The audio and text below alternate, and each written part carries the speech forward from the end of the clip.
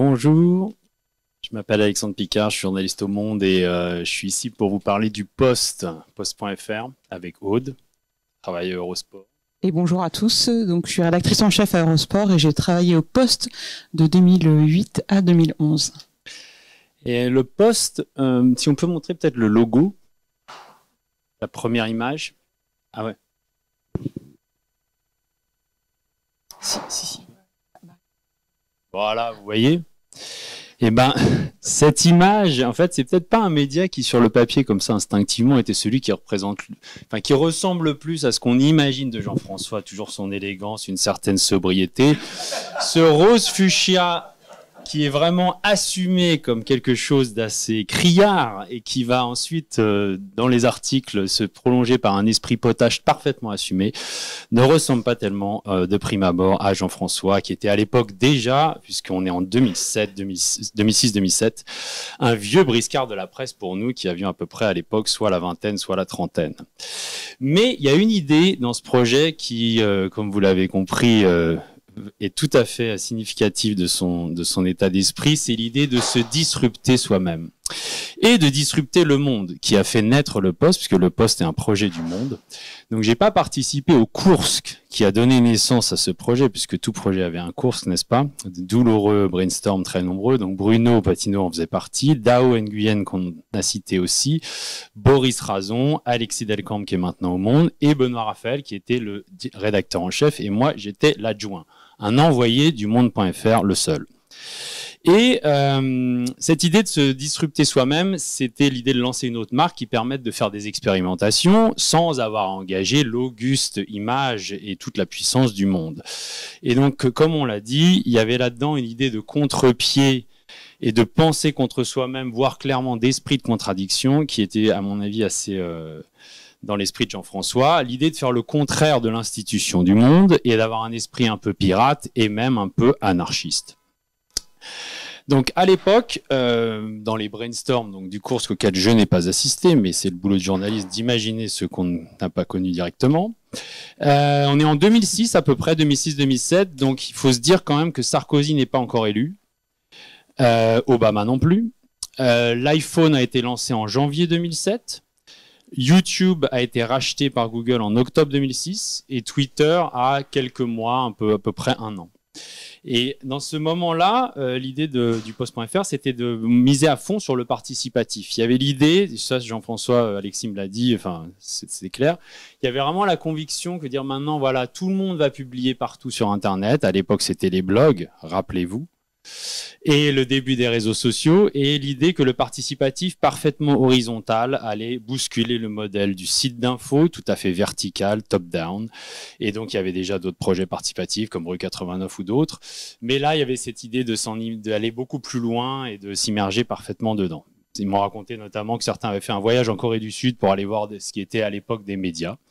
Et en fait, des espèces de réseaux sociaux portails coréens, donc pour dire qu'ils poussaient quand même le souci du détail assez loin. Et il y avait là-dedans l'idée d'être un point... Pardon? Ouais, tout à fait. Et... un blackout. Il y avait l'idée de curation aussi, l'idée d'être un point dans le réseau et de comme le fait que maintenant tout le monde produit plein de choses partout, à la différence d'un journal, on n'a pas besoin de tout offrir et on peut aussi montrer ce que tous les autres font de bien et le promouvoir. Et ça aussi, c'est un boulot que les médias nouveaux, modernes, du nouveau monde doivent faire. Et nous étions fascinés aussi par ce qui se passait aux États-Unis dans le numérique. Donc à l'époque, c'était des blogs, notamment de la gauche démocrate, etc. Et certains médias naissants, on en a déjà parlé, le Huffington Post ou BuzzFeed.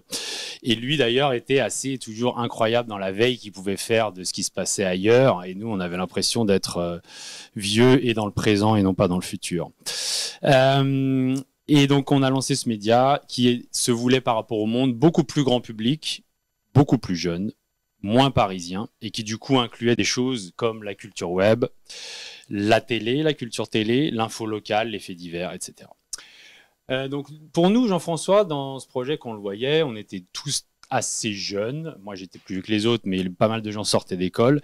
Et c'était effectivement cet homme de l'ombre, un espèce d'électron libre qui arrivait toujours de façon impromptue, comme une sorte de fluide, un coup de vent, avec sa valise qui, pour nous, avait des roulettes, même si à l'intérieur, il y avait un attaché case, son ordinateur. Il avait bien sûr l'incarnation parfaite du bureau nomade, puisqu'il se posait n'importe où dans un coin, avec son mug et son thé. Cette présence assez grise, puisque pour nous non plus, il n'avait bien sûr pas de titre, c'était un conseiller, avec toute la part de mystère que ça suppose. Et pour les membres de l'équipe plus jeunes, ils ne savaient pas toujours ce qu'ils faisaient, mais ils savaient qu'ils parlaient avec les têtes pensantes de l'entreprise, donc il était quelqu'un de très important. C'est vrai que quand on lui parlait, il pouvait être assez déroutant, puisqu'il semblait avoir un savoir complètement total, toujours de l'humour, un œil malicieux, mais on ne savait pas toujours ce qu'il allait dire. Il pouvait critiquer nos chaussures, ça on y est tous passés, je pense. Tester notre connaissance de Schalke Burger, un illustre joueur de l'équipe sud-africaine de rugby de la Coupe du Monde de 2007, ou alors convoquer un brainstorm sur la couverture d'une élection ou sur une newsletter. Et moi, je me souviens quand j'arrive en 2008, j'ai 26 ans, je sors d'un an d'infotrafic, ce qui, quand vous sortez du CFJ, est un peu un échec. Donc, vous êtes en reconstruction. Et là, je débarque dans cette rédaction et je vois régulièrement cet homme. Je n'ai aucune idée de qui il est. Ce que je comprends, c'est que il parle souvent à Bruno, il parle souvent à Benoît Raphaël, qui était le rédacteur en chef. Il ne parle pas très souvent, mais par contre, il est toujours sur une espèce de table avec ses journaux, ses feuilles jaunes, à griffonner des trucs. Et une fois, j'étais en train de travailler. Donc moi, je faisais mon job.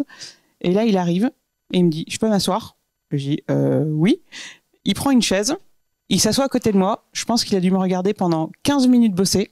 Moi, j'étais hyper timide, donc j'ai clairement pas osé demander ce qu'il faisait là. Il fait, et il est reparti. Et je n'ai jamais su ce qu'il a tiré comme leçon de ce moment d'intimité parfaitement silencieux. Il y avait aussi, j'ai demandé à Violaine, qui était membre de l'équipe et qui n'a pas pu venir aujourd'hui, un souvenir. Elle me disait que pour elle, c'était un vieux sage qui était capable, autour d'un thé fumé toujours, de s'interroger sur la folie du destin de Lisa ou de Tokyo Hotel et d'essayer de comprendre ce qui passionnait les gens. Le dessin de Lisa est une soap opéra série grand public. Tokyo Hotel, feu Tokyo Hotel, idole des jeunes, qui ne sont plus très jeunes maintenant puisque c'est vieux, mais pour dire qu'il arrivait à se décentrer extrêmement loin et il était extrêmement curieux de savoir ce qui intéressait les autres. Et c'est vrai qu'il avait une veille vraiment extrême des choses du numérique et il disait, je sais pas quoi, oui, je reviens d'Amérique du Sud, incroyable, bon c'est vrai là-bas, ils ont complètement changé, t'as vu l'inversion de la une, bon c'est sûr, là c'est un basculement. Et en fait, d'un air parfaitement entendu, comme si on était censé avoir suivi toutes les innovations web des 6 dernières heures. Mais malheureusement, donc on n'osait pas dire qu'on n'était pas au courant, mais voilà.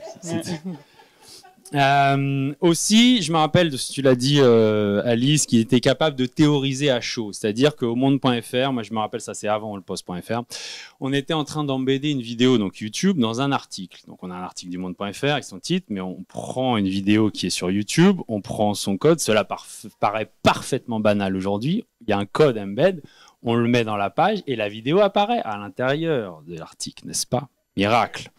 Donc nous on est là à galérer avec le texte, on essaie de réfléchir, etc. pour que ça s'appelle. Et lui il fait, c'est historique, c'est un basculement, c'est le premier mash-up. Et voilà. Donc il avait plusieurs années ou plusieurs étages de hauteur à ce moment-là, alors que nous on galérait à essayer de faire publier le truc. Et c'est vrai que dans les discussions, il essayait toujours de nous pousser à pas nous mettre de limites et à réfléchir comme s'il y avait une page blanche. Et c'est vrai que ça, c'est un vrai point fort parce que bien sûr, quand on est dans le quotidien, on a toujours envie de continuer tranquillement ce qu'on est en train de faire. Mais non. Donc sur la une du site, si tu veux... Ah oui, pardon. Okay. Sur la... Qui a fait le logo? Excellente question. Je n'en sais rien. Ah, vous? Ah, génial. Ah, génial. Le rose de Mythique. Ah bah ouais, c'est marrant. Qu'est-ce qu'il y a, pardon?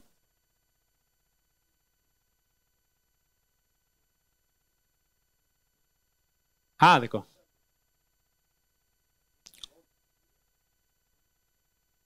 Ah, ça, je savais pas du tout. Ah, marrant. Et le post, P-O-S-T, il y a l'idée aussi de quelque chose d'un peu anglo-saxon. Vous avez vu la référence, une espèce de clin d'œil potache, genre Post, Washington Post, le Post, Post Média, etc. Mais cela dit, ce que je trouve drôle, Edouard, dans l'histoire que tu racontes, c'est que moi, j'avais jamais eu la version que c'était mythique. Et je me souviens qu'en conférence, quand ça commençait à chahuter un peu avec le monde.fr, et que, parce que là, on fait tout un bel hommage du Poste, mais il faut se rendre compte qu'à l'époque, fallait quand même avoir les épaules solides hein, pour tenir. Et nous, un jour, on fait remarquer que c'est la couleur des journaux People. Et Jean-François et Benoît nous disent non, c'est une couleur unique dans l'univers des médias. Et donc, et en fait, ça vient de médias, ça vient de mythique. Donc l'art du storytelling. Mais il y avait le côté disruptif, effectivement, une couleur que personne n'avait osé prendre. Donc dans le côté innovation, on se rappelle d'un esprit start-up qui était assez fort. Et donc tu l'as déjà dit, mais il y avait cette espèce de vénération quasiment religieuse pour le flux. Le flux. Il faut le dire quand même avec la conviction qui s'y est. Donc c'est l'idée en fait. Donc vous voyez là, normalement il y a des titres et donc il y a une hiérarchie, c'est-à-dire on choisit des titres, on fait une hiérarchie de l'info. Bon ça c'est important, ça c'est pas important. Mais nous non, pas du tout. On fait un empilement chronologique de ça c'est la dernière chose et ensuite l'avant-dernière et ensuite l'avant-dernière et ensuite l'avant-dernière et ensuite l'avant-dernière. Et donc ça à l'époque c'était quelque chose qui était différent. Donc en ce sens c'est un ancêtre de France TV Info puisque là on est en 2007, septembre 2007 le lancement et où c'était 2010 je crois. 2011, voilà. Mais il y a déjà cette idée. Et finalement, il y a ce scroll infini qu'on retrouve bien sûr sur Twitter, c'est l'exemple le plus pur. Il y a l'immédiateté qui est inspirée des réseaux sociaux. Nous, on appelait ça le fleuve. Donc, tu publiais dans le fleuve, tu remontais dans le fleuve, puisqu'une fois que si tu voulais que quelque chose réapparaisse en haut, tu pouvais le republier, le mettre à jour et il réapparaissait en haut. Et finalement, un peu comme une rivière, comme ça, le déroulement infini du temps, il y avait aussi un peu un lien avec la radio, puisqu'on faisait faire des flashs réguliers. Donc nous, on se disait, bah voilà, à midi, on fait un flash, donc ça apparaît dans le fleuve, un peu comme un flash info dans la radio. Et d'ailleurs, il y avait plusieurs personnes qui avaient fait de la radio et qui venaient de la radio. Et il y a aussi un autre élément d'innovation que je trouvais intéressant, c'est qu'on avait fait un des premiers outils de live pour vraiment faire du live, c'est-à-dire sur notre une, on avait un endroit où on pouvait avoir chacun qui avait son petit avatar et sa petite identité et qui pouvait publier des messages écrits, un peu comme sur Twitter, mais sauf que c'était dans un cadre où on choisissait par exemple des blogueurs invités, des personnalités, même je sais pas, un politique et des journalistes, et tous ces gens-là pouvaient avoir une sorte de conversation écrite, un peu comme sur Twitter. Et ce qui était intéressant, c'est qu'on avait nos propres informaticiens, donc on pouvait, en ayant cette idée dans une belle page blanche dans un Kursk XY, ensuite demander à Christophe de le faire, et on pouvait avoir notre propre outil. Donc cette idée aussi d'autonomie et de pas se mettre des limites parce qu'on peut pas, c'est quelque chose qui est assez fort. Du côté du poste, si on peut peut-être passer au deuxième. La singularité aussi, c'était la composition de la rédaction. Donc, comme Alex l'a dit, on était tous très jeunes. Je pense que les plus anciens avaient au maximum 2 ans d'expérience et étaient déjà considérés comme les vieux. On avait tous moins de 30 ans. En revanche, c'est vrai que dans nos parcours, on avait tous eu une petite expérience un peu singulière. Alors après, la singularité est éminemment subjective, mais surtout, on avait une énorme soif d'apprendre et on n'avait pas peur de prendre notre pelle, notre marteau et de défricher. Parce que même le modèle de la rédaction, en fait, là, vous le voyez, par exemple, cela dit, Grégory, c'est un stagiaire, donc c'est peut-être pas le même, mais en tout cas, là, vous voyez ici, là, vous avez donc l'icône, voilà, ici, on le voit bien, là, vous avez Michael Moore, qui était donc en fait le nom d'un blogueur sélectionné par la rédaction, et en fait ces participants au poste faisaient quelque part partie de la rédaction. En fait, il y avait vraiment une équipe, on était 8-10, et puis vous aviez aussi toutes les personnes qui écrivaient spontanément avec tout ce que ça peut avoir de génial et de fabuleusement bordélique, avec parfois quelques déchets, évidemment. Et on se laissait aussi surprendre, en fait, et c'était ça aussi la magie du poste, par ce qui arrivait. Et ça, je pense qu'on a été énormément poussé par Jean-François pour ne pas avoir peur de sauter dans le vide, et surtout, en fait, d'innover. Alors, est-ce que dans sa manière de nous pousser, il y avait de la provocation, il y avait une envie d'aller à rebours, un peu de principe du monde.fr pour dépoussiérer tout ça? En tout cas, une chose est sûre, c'est qu'on innovait, et je me souviens notamment de 2 blogueurs, de posteurs qui sont arrivés avec des codes narratifs totalement illégaux, on peut le dire comme ça, mais on peut dire aussi que c'était alors disruptif ou innovant. L'un d'eux s'appelait Full HD Ready, qui a été après un poster historique. Full HD, déjà, il avait en avatar une tête de Saint-Bernard, donc vous voyez, l'identité sur le web était quand même assez floue, et surtout, en fait, c'est que c'était un clipper fou. Quand on dit un clipper fou, c'est un zapper fou. Et le matin, on arrivait, donc on ouvrait le site, on disait qu'est-ce qu'on va avoir comme jolie surprise aujourd'hui, et lui, il enchaînait les zappings. Et là où ça a été génial, c'est qu'en fait, on pourrait dire d'un point de vue droit, il faut pas y toucher. Parce qu'évidemment, la plupart, c'était à l'époque, c'était la grande époque d'On ne peut pas coucher sur France Télé. Et c'était une émission qui passait très tard le samedi soir et qui ensuite a eu un énorme succès en replay. Et moi, je me souviens à l'époque, Full HD débarque et en fait, la rédaction en chef nous dit, bah, vas-y, édite et on va voir. Et si on a une plainte de France Télé, bah, on verra. Et en fait, on a édité. Et le truc, c'est qu'en fait, les contenus ont eu tellement de succès que France Télé a fini par nous appeler. Et surtout, à un moment, ils sont entrés en guerre contre nous. Et ça aussi, je trouve que c'est un moment intéressant qui raconte comment, en fait, les pratiques des usagers entraînent des métamorphoses, des pratiques médiatiques. Et en fait, le rédacteur en chef de l'époque, Benoît, a une discussion avec France Télé pour trouver un accord en se disant, laissez-nous publier Full HD Ready. Oui, on se fait un peu d'audience sur votre dos. Et en même temps, on participe à l'accroissement de la notoriété de votre émission. Voilà, ça c'était un premier exemple. Et un deuxième exemple, un autre qui s'appelait Zapper, c'était son nom initial, qui s'appelait en réalité Nabil et qui a fini par intégrer la rédaction. Nabil n'habitait pas à Paris. Maintenant, le télétravail s'est très développé, mais à l'époque, ça l'était pas du tout.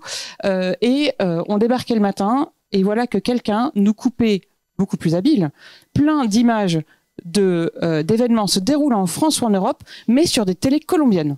Parce qu'il était connecté à plein d'écrans télé. Et là, pareil, on se dit, qu'est-ce qu'on fait? Parce que bon, on a fait, on a édité, et pareil, ça a tellement bien marché que Nabil a fini par intégrer la rédaction. Donc voilà, ça vraiment, c'est des exemples de modèles qui montrent que la rédaction, en fait, très classique, telle qu'on la connaît aujourd'hui, en fait, ne ressemblait pas à grand-chose. Et bien sûr, on peut dire qu'il y avait quand même quelques limites à ce projet, à cette époque. Donc, attends, j'ai pas parlé des... Tu veux dire ça? Ah, bah vas-y. Ouais. Non, mais attends, ouais. Et c'était... Attends, hop. Ah oui, pour passer sur l'autre image. Hop. Et l'autre, et je pense au niveau éditorial aussi, en fait, il y avait, comme vous le voyez, une obsession pour la singularité graphique, sachant que ça c'est aussi quelque chose que j'ai vraiment appris au poste, c'est que la contrainte entraîne la créativité. La contrainte, c'est qu'on avait un budget ultra limité, mais en fait dans ces cas-là, bah, quand vous avez envie de faire, bah, vous vous débrouillez. Donc en fait on a fait des merveilles avec Paint et j'allais dire avec Paint-Shop, parce qu'en fait nos noms, et c'est là où je trouve ça assez émouvant, en fait, c'est que nos visuels absolument dégueulasses sont devenus totalement iconiques, notamment sur Twitter. Et quand on a commencé à voir des parodies fleurir du poste, on s'est dit, bah là on a gagné, en fait, c'est vraiment génial. Et donc voilà, il y avait ce rose fluo, et comme on n'avait pas l'AFP, donc en fait on allait emprunter en sourçant bien les contenus chez les médias concurrents. Mais ça, je pense que tout le monde n'en avait pas forcément conscience. On était des fact-checkers. Aujourd'hui, le fact-checking, ça paraît complètement bateau.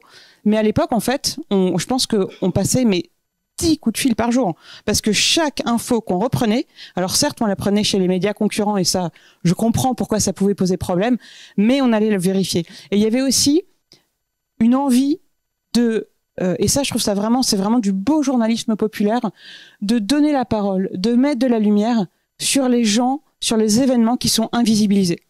Et quand je dis sur les gens, et vous voyez, rien que en vous en parlant, enfin, je suis encore assez émue, c'est-à-dire que ici, là, on est tous dans un milieu, alors je suis désolée, je mets les pieds dans le plat, mais on est tous blancs, on est tous bien éduqués, on a tous fait des bonnes études, et la plupart d'entre nous qui sommes en rédaction, on vient d'école. Et nous, on a permis de donner une voix à des gens qui sortaient de nulle part et qui savaient pas forcément bien écrire. Alors oui, ça pouvait être un peu crade. Oui, le vocabulaire était pas celui qu'on attendait, mais ces gens-là, ils existent. Et sur le poste, ils avaient une existence publique. Et ça, je trouvais ça vraiment beau. Et je pense qu'à grande échelle, c'est vraiment une des plus grandes fiertés qu'on ait pu faire. Et pour certains d'entre eux, ils ont intégré, alors pas de manière permanente, mais la rédaction pour ensuite faire un bout de chemin. comme je disais, les limites d'une approche radicale. Il y a quand même, c'est avec le recul, bien sûr, on peut se rendre compte qu'on a quand même parfois largement fait fausse route aussi. Et on est revenu de certains trucs. Donc, ça m'a fait penser tout à l'heure, quand tu disais ça, Alice. Par exemple, le flux. Donc, au bout d'un moment, nous faisons nos articles. On se dit, bon, on a fait un truc vraiment génial. C'est super. Ah, c'est con. C'était il y a 4 heures et il est plus sur la une. Ah, bah, c'est con, c'est le flux. Et donc, en fait, bien sûr, on s'est dit, ouais, ce serait peut-être bien d'avoir un petit endroit quand même pour les garder. En fait, on a reconstruit une parce qu'en fait, c'était peut-être pas si con d'avoir une.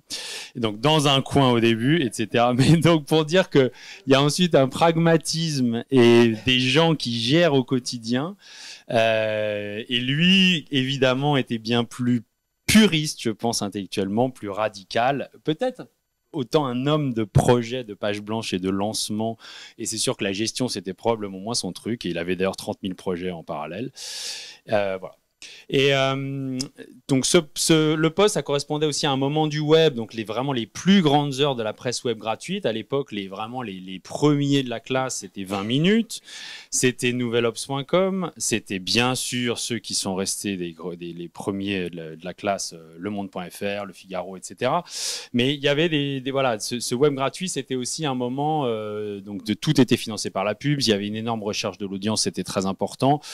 Et l'immédiateté. Donc, on était énormément dans l'actu chaude. Et c'est des choses dont, heureusement, on est revenu parce qu'il y avait le risque d'être trop dans le buzz, de trop feuilletonner, etc. Et donc, le poste était bien sûr une sorte d'archétype de ça. Et aujourd'hui, avec notamment le plantage de la pub et la montée de l'abonnement, nous sommes bien sûr dans des contenus de plus grande qualité et c'est bien mieux. Aussi, le fait de donner la parole à tout le monde, donc le participatif, il faut se rendre compte que les posteurs dont on parle peut-être de 15 000 comptes. Enfin, ça s'apparente beaucoup plus à un YouTube ou à un Twitter qu'à un site d'info. Donc, en fait, quand tu te lèves le matin et que toi, tu t'occupes, par exemple, de la partie politique, tu as genre 450 blogueurs qui ont pu écrire un truc sur le thème politique et tu dois donc regarder dans cet océan de personnes et de contenus qu'est-ce qui est bien, qu'est-ce qui est pas bien. Et donc, on s'est pris aussi, bien sûr, le volcan de la modération qui est aujourd'hui l'espèce de marécage dans lequel se sont embourbés les réseaux sociaux depuis pas mal d'années. Ils ont du mal à en sortir. Donc nous, on était un peu pionniers de ça. On s'est pris ça aussi pas mal dans la tête. Donc bien sûr, tous les gens qui ont recopié un article entier d'un concurrent, qui ont mis la tête de Tintin et on se prend une lettre de Moulinsart, le service juridique, les trolls d'extrême droite qui trouvent tous les moyens possibles de contourner la modération avec des circonvolutions sur l'identité des auteurs de faits divers, les caricatures trash de toutes les personnalités politiques possibles avec du rose dessus, les accusations de harcèlement entre internautes, mais croisées. L'un qui accuse l'un, mais l'autre qui accuse l'autre aussi de le harceler, donc démerdez-vous, etc., etc. On a même eu un tristement célèbre cas, mais bon, pour terminer l'énumération, où un internaute avait écrit à tort que supposément Flavie Flament était morte. Voyant ça, on s'est dit il y a peut-être quand même un problème. On l'a mis hors ligne. On a appelé l'équipe de Flavie Flament. On a constaté qu'elle était vivante. On a réécrit l'article pour dire non, Flavie Flament n'est pas morte. On a réécrit tout le truc. On l'a publié et on s'est pris un procès. On a perdu. Donc c'était assez bon, quoi. Voilà, on occupait nos journées. C'était sympa. Voilà. D'un point de vue business, c'est donc ce qui a amené ensuite la fin du projet, puisqu'il ne vous a pas échappé que le post.fr n'existe plus. On était vraiment un succès d'audience, mais pas un succès économique. Donc, ça a été lancé en septembre 2007. Au moment de septembre 2009, je crois que c'est un pic d'audience. On avait 3,2 millions de visiteurs uniques selon Médiamétrie. À l'époque, les leaders, ils avaient à peu près 5 millions. Donc, ça nous classait à peu près dans le rang 10, à peu près de tous les sites d'actu, tout confondu, en incluant les portails et tout ça, dont on a parlé tout à l'heure. Mais économiquement, ça marchait pas très bien du tout. C'était très difficile pour la régie de vendre des pubs traditionnelles. Ça l'était pour toute la presse, mais a fortiori pour nous, face aux géants du numérique, donc YouTube, etc., Google, qui étaient plus puissants et beaucoup plus ciblés que nous. Mais en plus, à la différence des Monde.fr ou d'autres, on avait une image beaucoup plus clivante que les grands médias traditionnels, donc un côté garnement, bordélique, avec des thèmes dans tous les sens et des choses un peu casse-gueule. Et c'est vrai que voilà, ce grand moment de la presse gratuite, on en est sorti parce que voilà, c'est quand même pas facile, si on est uniquement en tout cas sur la publicité, de financer du contenu de qualité. Et donc, voilà, pour la petite histoire, les actifs du Post ont été intégrés dans le Huffington Post, qui existe toujours aujourd'hui, et c'était vers 2011-2012 que ça s'est arrêté. Ouais. Ah, on avait... je ne sais pas si on va réussir à la voir. Marine va sûrement nous faire des merveilles. Ah voilà, on voulait vous montrer ça, c'est une photo qui avait été prise. Alors dans là, on devait être où on était encore rue du Château des Rentiers, je pense, là-dedans. Ouais, ça devait être rue du Château des Rentiers. Et donc, vous voyez, c'était toute la petite équipe du Poste. Donc, vous voyez ici Benoît Raphaël, qui était le rédacteur en chef de l'époque, qui a ensuite créé plusieurs médias et qui est dans l'intelligence artificielle aujourd'hui. Violaine Demont, alors je vais faire un petit package parce qu'il y a un joli package France Info entre Violaine Demont, Pierre Godon, Christophe Monboisse. Est-ce qu'il y en a d'autres qui sont, je crois que c'est tout pour l'instant, qui ont migré à France Info. Céline Rastello, qui aujourd'hui est à l'Obs. Alors, j'ai pas les dessins de tout le monde, hein. Julien Joanneau, que vous voyez ici, qui a ensuite été chef du service culture de l'Express et qui est aujourd'hui responsable des réseaux sociaux de Paris Match. Aude Courtin, qui est à Sud-Ouest, et moi. Et tout ça pour dire que le Poste, je pense... Et, ah oui, Alexandre, évidemment, et Alex qui s'occupait de la politique. Et le Poste, ça a vraiment été, je pense, un des meilleurs centres de formation. Moi, rien qu'à titre personnel, vous pouvez pas savoir le nombre de propositions de boulot que j'avais. Et c'était assez drôle d'ailleurs de voir que les rédacteurs en chef qui nous critiquaient publiquement sur Twitter, en privé, nous écrivaient pour nous débaucher, en fait. Donc, et ça nous rendait encore plus fiers. Et là où je pense que il y a eu un côté vraiment pionnier, pour reprendre le terme de Jean-François, c'est que ne serait-ce que pour reprendre mon parcours, j'ai été débauchée du Poste pour créer un copycat un petit peu plus chic et plus sobre pour Claude Perdriel au Nouvel Obs, et qui était la preuve ultime d'un succès, c'est quand on a envie de faire la même chose, c'est qu'on a réussi. Donc merci Jean-François.